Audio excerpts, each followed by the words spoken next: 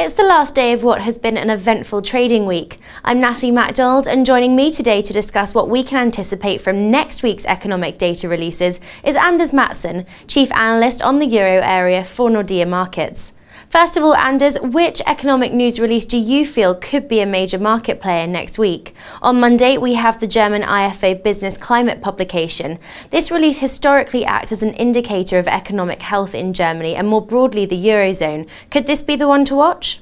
I think it'll be interesting to see the German IFO index next week from the euro area, especially following yesterday's disappointing PMI data, which has created sort of renewed doubts as to whether the Eurozone will be able to exit from this recession that we've seen over the winter. That's definitely one of the figures I will be watching in the coming week, and I expect the IFO index to drop marginally from 109.6 in February to 108.5 in March, reflecting the sort of greater uncertainty about the outlook among German manufacturers that we also saw in the PMI data for Germany yesterday. If that sort of trend is confirmed, I think we'll see further sort of risk-off tendencies in financial markets with perhaps further downwards pressure on German yields, further widening of yield spreads for some of the peripheral member states, and of course a downwards pressure on the euro dollar. We also have the fourth BRICS summit taking place on Wednesday and Thursday. It's anticipated that BRICS members will discuss how to expand the bloc's role in reviving global economic growth. Maria Edeleuza Fontanella Reis, Undersecretary for Political Affairs at Brazil's Foreign Ministry, said this week that according to the IMF, BRICS is responsible for 56% of global growth, while the G7 is responsible for only 9%. What are your views on this? Well, I mean, yes, of course, the BRICS are playing an increasingly important role, not least in the real economy. But I still think for financial markets, the G7 is, of course, a very important forum. As such, I don't think the BRIC group is yet a sort of a coherent group with coherent interests necessarily. I mean, they do, of course, play an important role, for example, in the discussion of how can funds be contributed to the Eurozone rescue efforts. And here, again, like in the G7, the line is very much that the Eurozone is a wealthy area. They should be able to pay for their own. And there's sort of not really a willingness to sort of go in and act as a helper in that regard. Next Saturday, we have the release of China's manufacturing PMI.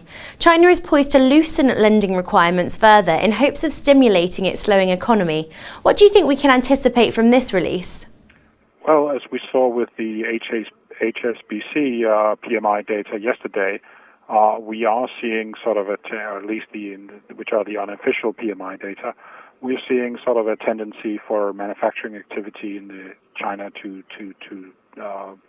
slow down, and that would probably also be visible in the official PMI data. Question is whether this will provoke sort of further easing measures from the Chinese authority. That's certainly the expectation of financial markets, that we'll see further reductions in reserve requirements following these releases, basically because the inflationary pressure in China is now diminishing as a result of this slowdown. So that will clearly be the expectation also on the back of the national PMI release. And finally, I understand that you're particularly interested in the informal Eurogroup ECOFIN Council meetings taking place next week in Brussels. Talk us through the importance of this event.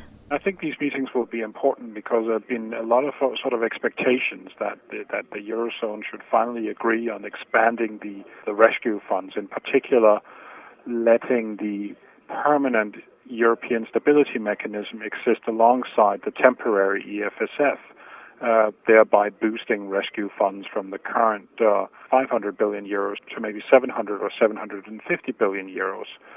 And I think that what we've seen over the past week with yield spreads widening again in Italy and also for Spain in particular, this should demonstrate to Eurozone politicians that they cannot sort of relax and forego this sort of opportunity to expand rescue funds.